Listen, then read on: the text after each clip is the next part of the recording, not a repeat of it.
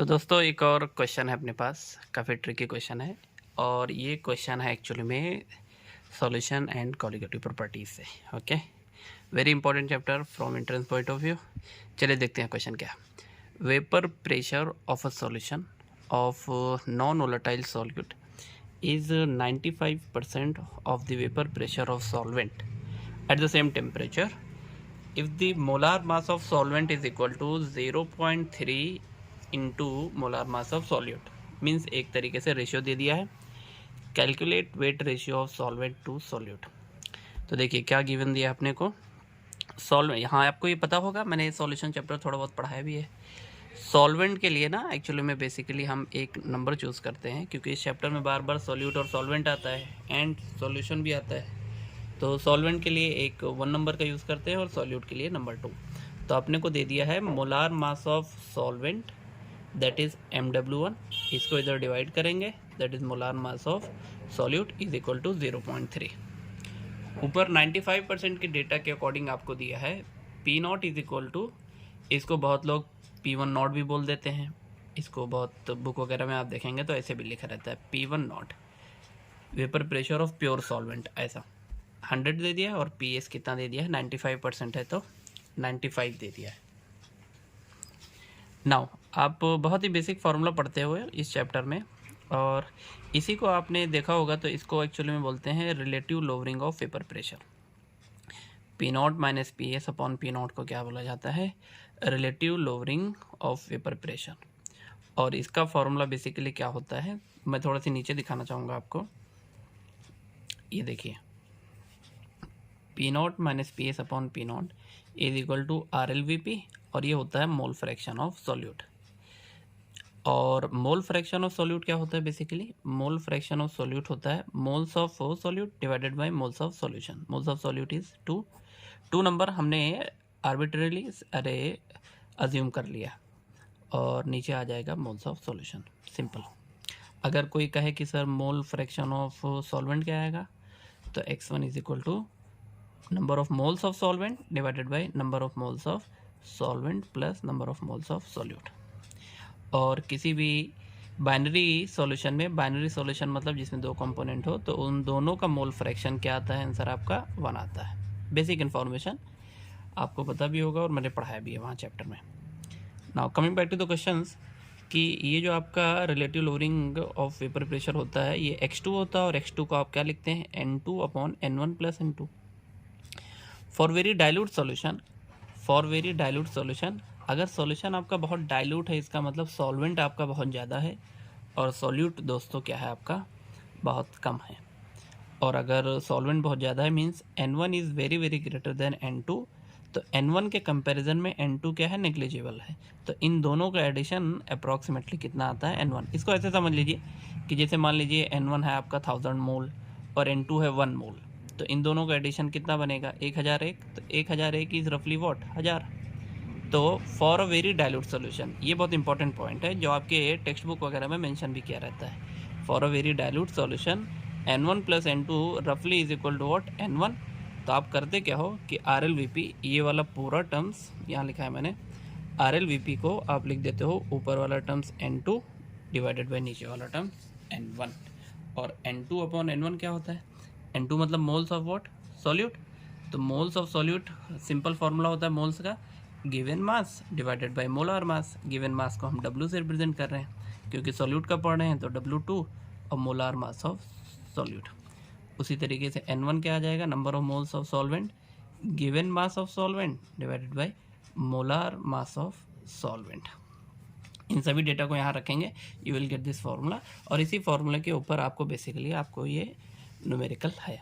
Now P0 is 100, PS is 95 divided by 100।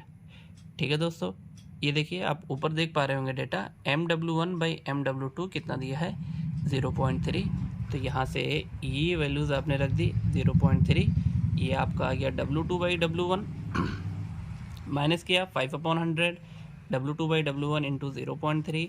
इसका reciprocal ले लो क्योंकि हमें फाइंड आउट क्या करना है, W1 बाई W2, सिंपल। तो इसका रेसिप्रोकल ये पूरा उल्टा 1/0.3, 5/100 था वो 100/5 हो गया। जब आप इसको न्यूमेरिकली मैथमेटिकली सॉल्व करेंगे you will gate number 6। But the problem is what दोस्तों कि ये जो 6 है ये बहुत ही अप्रोप्रिएट नहीं है। अगर आपके ऑप्शंस में डिफरेंस है ज़्यादा तो आप 6 के आसपास जो नंबर होगा उसको टिक कर सकते हैं और आपका आंसर करेक्ट हो जाएगा और आपको मार्क्स मिल जाएंगे। बट ये जो फॉर्मूला आपने अप्लाई किया जो आपको अक्सर रटाफाई कराया जाता है या बहुत सारे स्टूडेंट इसी फॉर्मूला को ध्यान में रखते हैं, बट ये फॉर्मूला है किसके लिए दोस्तों? आप देखेंगे यहाँ मैंने नीचे लिखा है ये फॉर्मूला है for a very dilute solution. ये इंपॉर्टेंट पॉइंट है और क्वेश्चन में ऐसा कहीं नहीं मेंशन है। आप क्वेश्चन को देखेंगे तो क्वेश्चन में कहीं ऐसा मेंशन नहीं है कि ये डाइल्यूट सॉल्यूशन है, तो आप डायरेक्टली ये फॉर्मूला अप्लाई नहीं कर सकते हैं। तो आंसर लिटिल बिट 6 के थोड़ा सी आगे पीछे आएगा, कितना आएगा उसको तो अभी हम सॉल्व करेंगे। तो पहले इसके पीछे का थोड़ा सी समझते हैं कॉन्सेप्ट कि अगर आपका डाइल्यूट सॉल्यूशन नहीं है तो उसको कैसे टैकल करेंगे। अब देखिए दोस्तों अपने पास क्या ऊपर वाला formula P0 minus PS upon P0। Sir क्या प्रॉब्लम है, अगर इसी फॉर्मूले से डायरेक्ट सॉल्व करें तो देखिए क्या आएगा। N2 क्या होता है दोस्तों, W2 बाई MW2 होता है डिवाइडेड बाई N1 क्या होता है, N1 हो जाएगा W1 upon MW1 plus again N2 क्या होता है W2 अपॉन MW2। अपने को दोस्तों निकालना क्या है W अपॉन W2, समझ रहे हैं? यहाँ से W1 अपॉन W2 निकालना एक काफ़ी हेडेक का काम है। तो हम कुछ ऐसे मॉडिफिकेशन करने वाले हैं जिससे ये फॉर्मूला चेंज हो जाए और W1 बाई W2 बहुत ही आसानी से निकल जाए। तो सबसे पहला स्टेप क्या है दोस्तों, इसका हम रेसिप्रोकल ले सकते हैं, ठीक है, मैथमेटिकली वैलिड है। P0 ऊपर चला जाएगा, P0 माइनस PS नीचे आ जाएगा, ये यहाँ पर आ गया। ये टर्म ऊपर चला जाएगा, ये टर्म नीचे आ गया। अब ये N2 दोनों के साथ आप डिवाइड कर सकते हैं, इसके साथ करेंगे तो N1 अपॉन N2 आ जाएगा और N2 को जब N2 से डिवाइड करेंगे तो 1 आ जाएगा, बीच में प्लस साइन है, प्लस आ गई। ये +1 को इधर भेज दीजिए, ये -1 बन जाएगा। चलिए देखते हैं नेक्स्ट पेज पे। तो +1 को इधर ले लिया, -1 आ गया, तो P0 upon P0 minus PS is equal to -1 is equal to N1 upon N2। Cross multiply करेंगे, यहाँ माइनस साइन है, माइनस, ये पूरा टर्म यहाँ आ गया, divided by whole divided by P0 minus PS। इस माइनस को दोनों के साथ मल्टीप्लाई कर देंगे तो माइनस P0 हो जाएगा और माइनस माइनस क्या हो जाएगा, प्लस PS हो जाएगा और इधर का पार्ट तो सेम ही रहेगा। P0 और P0 कैंसिल हो जाएगा, ऊपर अपने को ये मिला। अगेन इसका रेसिप्रोकल ले लो दोस्तों, ठीक है, देखिए मॉडिफिकेशन कर, अगेन इसका रेसिप्रोकल ले लो तो ये P0 माइनस PS ऊपर जाएगा, नीचे PS आ जाएगा और ये हो जाएगा N2 upon N1। This is very important, अक्सर ये फॉर्मूला बच्चे मिस कर जाते हैं पेपर में। इसके ऊपर एक दो न्यूमेरिकल भी है, मैं अभी आपको बताऊंगा आगे कि कैसे न्यूमेरिकल आपको पूछेगा। तो ध्यान रखना N2 अपॉन N1। अगर थोड़ा सी मैं आगे पीछे की बात बताऊँ आपको तो पहले क्या था, P0 माइनस PS था डिवाइडेड बाई क्या था, P0 और आपका क्या था N2 upon N1 plus N2, ये था। नीचे P0 था और ये पूरा टर्म था। जब आपने कहा कि बहुत ही डाइल्यूट सॉल्यूशन है तो N2 को अप्रॉक्सीमेटली हटा दिया, N2 अपॉन N1 आ गया। लेकिन यहाँ पर भी आप देखेंगे N2 अपॉन N1 ही आया है और ये अभी आप डाइल्यूट के लिए बात नहीं कर रहे हैं, लेकिन P0 की जगह पे क्या आ गया, PS आ गया। मतलब ये पूरा का पूरा इसके इक्वल ही है, बस आपने क्या किया, थोड़ा सी मैथमेटिकल मॉडिफिकेशन करके इस फॉर्मूले में लेके आ गए। Important point. नाउ अब इस वाले फॉर्मूले से P0 minus PS upon PS is equal to N2 upon N1 से सॉल्व करेंगे अपने क्वेश्चन को। P0 अपने को कितना दिया दोस्तों, 100, ठीक है ना। यूनिट नहीं लिखिए आप, यूनिट मेंशन भी नहीं, दोनों के लिए ATM ले सकते हैं, बाहर ले सकते हैं। PS is equal to 95, 100 minus 95 upon 95, W2 ये पार्ट तो सेम ही रहेगा। N2 क्या होता है, W2 अपॉन MW2, N1 क्या होता है, W1 अपॉन MW1, वो ऊपर जाके वो उधर हो जाएगा मल्टीप्लाई। नाउ देखिए दोस्तों ये जो पार्ट है ना, ये MW1 अपॉन MW2, ठीक है, दिस इज 0.3। यहाँ पर सॉल्व करेंगे 5 अपॉन 95 इंटू 0.3, तो यहाँ से W2 अपॉन W1 क्या हो जाएगा, इधर डिवाइड में हो जाएगा। बट अपने को क्वेश्चन में W2 अपॉन W1 नहीं, W1 अपॉन W2 पूछा है, वेट रेशियो पूछा है सॉल्वेंट का डिवाइडेड बाय सॉल्यूट का। इसको रेसिप्रोकल कर देंगे, ठीक है, तो इसको सॉल्व करेंगे तो आंसर आएगा 5। ये एग्जैक्ट आंसर है। अब क्योंकि अक्सर हम देखते हैं कि ऑप्शन में डिफरेंस वगैरह रहता है, तो इसीलिए देखिए अगर आप डाइल्यूट सॉल्यूशन मान लेते फॉर एग्जांपल उसी न्यूमेरिकल को डाइल्यूट सॉल्यूशन मान लेते हैं तो आंसर आता 6, और अगर आपने डाइल्यूट नहीं माना क्योंकि क्वेश्चन में नहीं मेंशन था तो आंसर कितना है 5.7। तो ये इतना डिफरेंस ऑप्शन में रहता है, इसीलिए आप न्यूमेरिकल को डाइल्यूट सॉल्यूशन मान के सॉल्व कर देते हो, और इसीलिए मोस्ट ऑफ द टाइम ये फॉर्मूला टीचर बताते भी नहीं है कि क्या है। बट अगर कहीं ऑप्शन में डिफरेंस नहीं आया तो फिर आप फंस जाएंगे, कोई दिक्कत नहीं। देखिए P0 minus P S upon P0 is equal to N2 upon N1 plus N2। इसी को डायरेक्टली इक्वल लिख सकते हो आप, P0 minus P S upon P S, be careful नीचे पी एस है, N2 अपॉन N1। और इस फॉर्मूले में अगर आपने मान लिया है कि यही फॉर्मूला बहुत ही डाइल्यूट के लिए है तो N2 हट जाएगा, ये पूरा पार्ट सेम रहेगा और N2 अपॉन N1। मेरे ख्याल से आपको बात समझ में आई। अच्छा, नॉर्मली सर अगर हम डायरेक्ट इसी फॉर्मूले को लेके मतलब डाइल्यूट मान के लेके सॉल्व करें तो क्या आंसर आ जाएगा? आंसर आ जाएगा। ऑप्शन में डिफरेंस भी अच्छा खासा रहता है, आपका करेक्ट ऑप्शन तक आप पहुंच जाएंगे। लेकिन इसके ऊपर एक क्वेश्चन बहुत ही अच्छा मुझे देखने को मिला एक बहुत ही अच्छी रेफरेंस बुक में। देखिए क्या दिया था, if P0 and PS vapour pressure of solvent and solution, ये सॉल्वेंट का है, ये सॉल्यूशन का है, और N2 और N1 क्या है? Moles of solute. N2 solute का है और N1 किसका है? सॉल्वेंट का मोल है रेस्पेक्टिवली में। तो आपको बताना है कौन सा ऑप्शन करेक्ट है। तो देखिए पहला option P0 minus P S upon P0 ऊपर वाला, N2 upon N1 plus N2। और अक्सर मैंने देखा है इस न्यूमेरिकल का आंसर पहले ही ऑप्शन मिल जाता है, लोग टिक कर देते हैं और ये करेक्ट है नो डाउट। लेकिन दोस्तों देखिए दूसरा ऑप्शन भी आपको चेक करना है, देखो कितनी ही आसानी से आपको फंसाने की कोशिश कर रहा है। P0 minus P S upon P S कर दिया है। अब बच्चा यहीं पर पी एस अपॉन में देख लेता है तो उसके माइंड में एक ये मतलब इमेज जैसा बैठ गया कि नीचे पी एस कैसे आएगा, नीचे तो सिर्फ P0 आएगा। लेकिन उन्होंने उस फॉर्मूले को मॉडिफाई करके N2 अपॉन N1 लाया, जो कि ये भी करेक्ट है।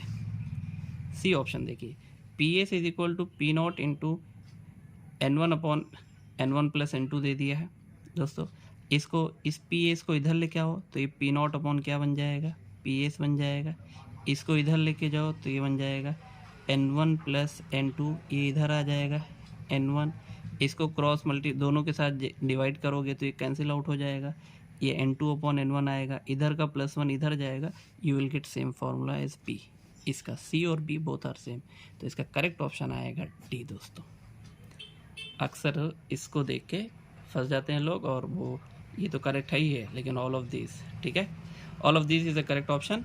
मैं एक क्वेश्चन इसके ऊपर अटैच कर देता हूँ तो आपको पूरी बात और अच्छे से समझ में आ जाएगी, ये पूरा कॉन्सेप्ट क्लियर हो जाएगा आपका।